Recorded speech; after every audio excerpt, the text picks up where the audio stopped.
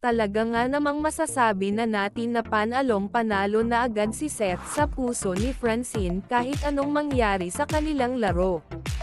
Spotted nga ang couple na nagtititigan at sobrang sweet habang nakaupo sa bench nang nagpapahinga si Seth.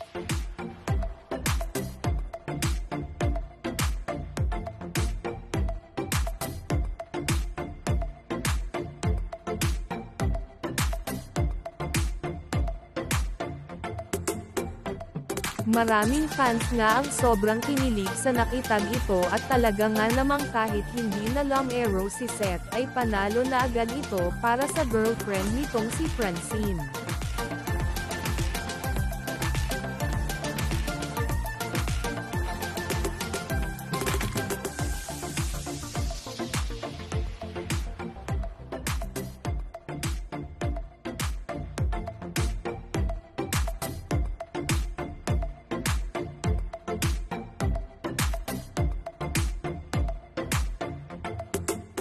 Talaga nga namang umani na ito ng maraming komento at nagte-trending na sa social media.